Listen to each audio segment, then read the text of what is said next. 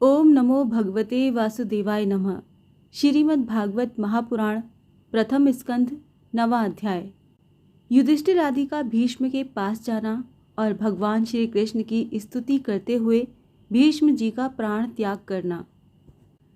सूत जी कहते हैं, इस प्रकार राजा युधिष्ठिर प्रजाद्रोह से भयभीत हो गए। फिर सब धर्मों का ज्ञान प्राप्त करने की इच्छा से उन्होंने कुरुक्षेत्र की यात्रा की, जहाँ भीष्म पितामह शरशैया पर पड़े हुए थे। शौनकादि ऋषियों, उस समय उन सब भाइयों ने स्वर्ण जटित रथों पर, जिनमें अच्छे अच्छे घोड़े जुते हुए थे, सवार होकर अपने भाई युधिष्ठिर का अनुगमन किया। उनके साथ व्यास, धौम्य आदि ब्राह्मण भी थे। शौनक जी अर्जुन के साथ भगवान श्री कृष्ण भी रथ पर चढ़कर चले। उन सब भाइयों के साथ महाराज युधिष्ठिर की ऐसी शोभा हुई मानो यक्षों से घिरे हुए स्वयं कुबेर जी ही जा रहे हों। अपने अनुचरों और भगवान श्री कृष्ण के साथ वहां जाकर पांडवों ने देखा कि भीष्म पितामह स्वर्ग से गिरे हुए देवता के समान पृथ्वी पर पड़े हुए हैं। उन लोगों ने उन्हें प्रणाम किया। शौनक जी, उसी समय भरतवंशियों के गौरव रूप भीष्म पितामह को देखने के लिए सभी महर्षि, देवर्षि और राजर्षि वहां आए। पर्वत, नारद, धौम्य, भगवान व्यास, बृहदश्व, भरद्वाज शिष्यों के साथ परशुराम जी, वशिष्ठ, इंद्रप्रमद, तित्र, ग्रतसमद, असित, कक्षीवान, गौतम अत्रि, विश्वामित्र, सुदर्शन और भी शुकदेव आदि शुद्ध हृदय महात्मा गण एवं शिष्यों के सहित कश्यप, अंगिरा पुत्र बृहस्पति आदि मुनिगण भी वहां पधारे। भीष्म पितामह धर्म को और देश काल के विभाग को, कहाँ किस समय क्या करना चाहिए, इस बात को जानते थे। उन्होंने उन बड़भागी ऋषियों को सम्मिलित हुआ देखकर उनका यथा योग्य सत्कार किया। वो भगवान श्री कृष्ण का प्रभाव भी जानते थे, अतः उन्होंने अपनी लीला से मनुष्य का वेश धारण करके वहां बैठे हुए तथा जगदीशर के रूप में हृदय में विराजमान भगवान श्री कृष्ण की बाहर तथा भीतर दोनों जगह पूजा की। पांडव बड़े विनय और प्रेम के साथ भीष्म पितामह के पास बैठ गए। उन्हें देखकर भीष्म पितामह की आंखें प्रेम के आंसुओं से भर गईं। उन्होंने उनसे कहा, धर्मपुत्रों, ये बड़े कष्ट और अन्याय की बात है कि तुम लोगों को ब्राह्मण, धर्म और भगवान के आश्रित रहने पर भी इतने कष्ट के साथ जीना पड़ा, जिसके तुम कदापि योग्य नहीं थे। अतिरथी पांडु की मृत्यु के समय तुम्हारी अवस्था बहुत छोटी थी। उन दिनों तुम लोगों के लिए कुंती रानी को और साथ साथ तुम्हें भी बार बार बहुत से कष्ट झेलने पड़े। जिस प्रकार बादल वायु के वश में रहते हैं, वैसे ही लोकपालों के सहित सारा संसार काल भगवान के अधीन है। मैं समझता हूँ कि तुम लोगों के जीवन में ये जो अप्रिय घटनाएं घटित हुई हैं, वो सब उन्हीं की लीला है। नहीं तो जहाँ साक्षात धर्मपुत्र राजा युधिष्ठिर हों, गदाधारी भीमसेन और धनुर्धारी अर्जुन रक्षा का काम कर रहे हों, गांडीव धनुष हो और स्वयं श्री कृष्ण सुहृदय हों, भला वहाँ भी विपत्ति की संभावना है। ये काल रूप श्री कृष्ण कब क्या करना चाहते हैं, इस बात को कभी कोई नहीं जानता। बड़े बड़े ज्ञानी भी इसे जानने की इच्छा करके मोहित हो जाते हैं। युधिष्ठिर, संसार की ये सब घटनाएं ईश्वर इच्छा के अधीन हैं। उसी का अनुसरण करके तुम इस अनाथ प्रजा का पालन करो, क्योंकि अब तुम ही इसके स्वामी और इसे पालन करने में समर्थ हो। ये श्री कृष्ण साक्षात भगवान हैं। ये सबके आदि कारण और परम पुरुष नारायण हैं। अपनी माया से लोगों को मोहित करते हुए ये यदुवंशियों में छिपकर लीला कर रहे हैं। इनका प्रभाव अत्यंत गूढ़ एवं रहस्यमय है। युधिष्ठिर, उसे भगवान शंकर, देवर्षि नारद और स्वयं भगवान कपिल ही जानते हैं, जिन्हें तुम अपना ममेरा भाई, प्रिय मित्र और सबसे बड़ा हितु मानते हो, तथा जिन्हें तुमने प्रेमवश अपना मंत्री, दूत और सारथी तक बनाने में संकोच नहीं किया है। वो स्वयं परमात्मा हैं। इन सर्वात्मा, समदर्शी, अद्वितीय, अहंकार रहित और निष्पाप परमात्मा में उन ऊंचे नीचे कार्यों के कारण कभी किसी प्रकार की विषमता नहीं होती। युधिष्ठिर, इस प्रकार सर्वत्र सम होने पर भी देखो तो सही, वो अपने अनन्य प्रेमी भक्तों पर कितनी कृपा करते हैं। यही कारण है कि ऐसे समय में, जबकि मैं अपने प्राणों का त्याग करने जा रहा हूँ, इन भगवान श्री कृष्ण ने मुझे साक्षात दर्शन दिया है। भगवत परायण योगी पुरुष भक्ति भाव से इनमें अपना मन लगाकर और वाणी से इनके नाम का कीर्तन करते हुए शरीर का त्याग करते हैं और कामनाओं से तथा कर्म के बंधन से छूट जाते हैं।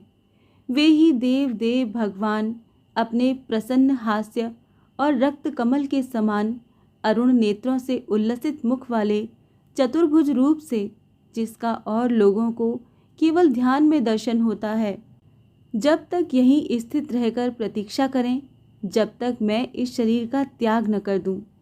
सूत जी कहते हैं, युधिष्ठिर ने उनकी ये बात सुनकर शरशैया पर सोए हुए भीष्म पितामह से बहुत से ऋषियों के सामने ही नाना प्रकार के धर्मों से संबंध में अनेकों रहस्य पूछे। तब तत्ववेत्ता भीष्म पितामह ने वर्ण और आश्रम के अनुसार पुरुष के स्वाभाविक धर्म और वैराग्य तथा राग के कारण विभिन्न रूप से बतलाए हुए निवृत्ति और प्रवृत्ति रूप द्विविध धर्म, दान धर्म, राजधर्म, मोक्ष धर्म, स्त्री धर्म और भगवत धर्म, इन सब का अलग अलग संक्षेप और विस्तार से वर्णन किया। शौनक जी, इनके साथ ही धर्म, अर्थ, काम और मोक्ष, इन चारों पुरुषार्थों का तथा इनकी प्राप्ति के साधनों का अनेकों उपाख्यान और इतिहास सुनाते हुए विभागशः वर्णन किया।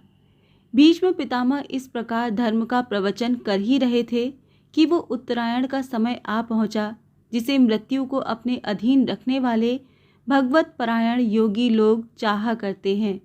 उस समय हजारों रथियों के नेता भीष्म पितामह ने वाणी का संयम करके मन को सब ओर से हटाकर अपने सामने स्थित आदि पुरुष भगवान श्री कृष्ण में लगा दिया। भगवान श्री कृष्ण के सुंदर चतुर्भुज विग्रह पर उस समय पीतांबर फहरा रहा था। भीष्म जी की आंखें उसी पर एक टक लग गईं। उनको शस्त्रों की चोट से जो पीड़ा हो रही थी, वो तो भगवान के दर्शन मात्र से ही तुरंत दूर हो गई तथा भगवान की विशुद्ध धारणा से उनके जो कुछ अशुभ शेष थे, वो सभी नष्ट हो गए। अब शरीर छोड़ने के समय उन्होंने अपनी समस्त इंद्रियों के वृत्ति विलास को रोक दिया और बड़े प्रेम से भगवान की स्तुति की। भीष्म जी ने कहा, अब मृत्यु के समय मैं अपनी ये बुद्धि, जो अनेक प्रकार के साधनों का अनुष्ठान करने से अत्यंत शुद्ध एवं कामना रहित हो गई है, यदुवंश शिरोमणि अनंत भगवान श्री कृष्ण के चरणों में समर्पित करता हूँ, जो सदा सर्वदा अपने आनंदमय स्वरूप में स्थित रहते हुए ही कभी विहार करने की लीला करने की इच्छा से प्रकृति को स्वीकार कर लेते हैं, जिससे ये सृष्टि परंपरा चलती है, जिनका शरीर त्रिभुवन सुंदर एवं श्याम तमाल के समान सांवला है, जिस पर सूर्य रश्मियों के समान श्रेष्ठ पीतांबर लहराता रहता है और कमल सदृश्य मुख पर घुंघराली अलकें लटकती रहती हैं, उन अर्जुन सखा श्री कृष्ण में मेरी निष्कपट प्रीति हो। मुझे युद्ध के समय उनकी वो विलक्षण छवि याद आती है। उनके मुख पर लहराते हुए घुंघराले बाल घोड़ों की टाप की धूल से मटमैले हो गए थे और पसीने की छोटी छोटी बूंदें शोभायमान हो रही थीं। मैं अपने तीखे बाणों से उनकी त्वचा को बींध रहा था। उन सुंदर कवच मंडित भगवान श्री कृष्ण के प्रति मेरा शरीर, अंतःकरण और आत्मा समर्पित हो जाए। अपने मित्र अर्जुन की बात सुनकर, जो तुरंत ही पांडव सेना और गौरव सेना के बीच में अपना रथ ले आए और वहां स्थित होकर जिन्होंने अपनी दृष्टि से ही शत्रु पक्ष के सैनिकों की आयु छीन ली, उन पार्थ सखा भगवान श्री कृष्ण में मेरी परम प्रीति हो। अर्जुन ने जब दूर से कौरवों की सेना के मुखिया हम लोगों को देखा, तब पाप समझकर वो अपने स्वजनों के वध से विमुख हो गया। उस समय जिन्होंने गीता के रूप में आत्मविद्या का उपदेश करके उसके सामयिक अज्ञान का नाश कर दिया, उन परम पुरुष भगवान श्री कृष्ण के चरणों में मेरी प्रीति बनी रहे। मैंने प्रतिज्ञा कर ली थी कि मैं श्री कृष्ण को शस्त्र ग्रहण कराकर छोड़ूंगा। उसे सत्य एवं ऊंची करने के लिए उन्होंने अपनी शस्त्र ग्रहण न करने की प्रतिज्ञा तोड़ दी। उस समय वो रथ से नीचे कूद पड़े और सिंह जैसे हाथी को मारने के लिए उस पर टूट पड़ता है, वैसे ही रथ का पहिया लेकर मुझ पर झपट पड़े। उस समय वो इतने वेग से दौड़े कि उनके कंधे का दुपट्टा गिर गया और पृथ्वी कांपने लगी। मुझ आताताई ने तीखे वाण मार मार कर उनके शरीर का कवच तोड़ डाला था, जिससे सारा शरीर लहूलुहान हो रहा था। अर्जुन के रोकने पर भी वो बलपूर्वक मुझे मारने के लिए मेरी ओर दौड़े आ रहे थे। वो ही भगवान श्री कृष्ण जो ऐसा करते हुए भी मेरे प्रति अनुग्रह और भक्त वत्सलता से परिपूर्ण थे, मेरी एकमात्र गति हों, आश्रय हों।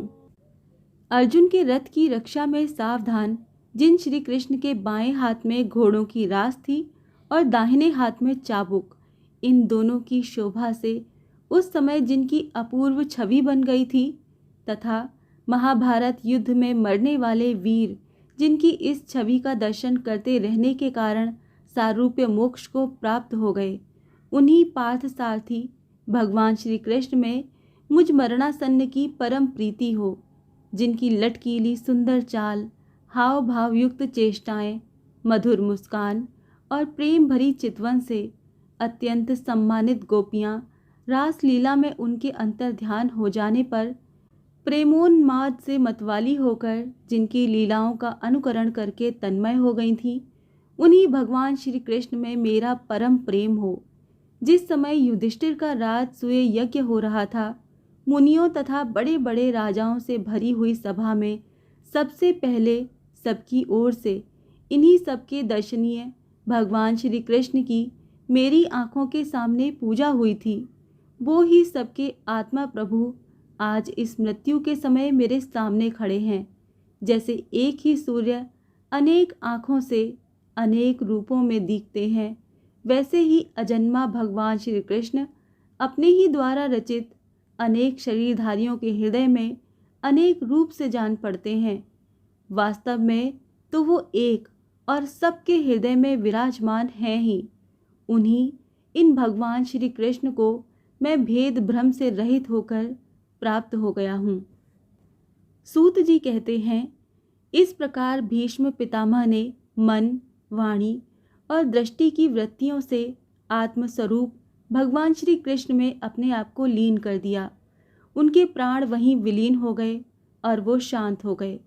उन्हें अनंत ब्रह्म में लीन जानकर सब लोग वैसे ही चुप हो गए जैसे दिन के बीत जाने पर पक्षियों का कलरव शांत हो जाता है। उस समय देवता और मनुष्य नगाड़े बजाने लगे, साधु स्वभाव के राजा उनकी प्रशंसा करने लगे और आकाश से पुष्पों की वर्षा होने लगी। शौनक जी, युधिष्ठिर ने उनके मृत शरीर की अंत्येष्टि क्रिया कराई और कुछ समय के लिए वो शोक मग्न हो गए। उस समय मुनियों ने बड़े आनंद से भगवान श्री कृष्ण की उनके रहस्यमय नाम ले लेकर स्तुति की। इसके पश्चात अपने हृदयों को श्री कृष्णमय बनाकर वो अपने अपने आश्रमों को लौट गए। तदंतर भगवान श्री कृष्ण के साथ युधिष्ठिर हस्तिनापुर चले आए और उन्होंने वहाँ अपने चाचा धृतराष्ट्र और तपस्विनी गांधारी को ढांढस बंधाया। फिर धृतराष्ट्र की आज्ञा और भगवान श्री कृष्ण की अनुमति से समर्थ राजा युधिष्ठिर अपने वंश परंपरागत साम्राज्य का धर्म पूर्वक शासन करने लगे। श्रीमद् भागवत महापुराण प्रथम स्कंद का 9वां अध्याय यहाँ समाप्त होता है। ओम नमो भगवते वासुदेवाय नमः।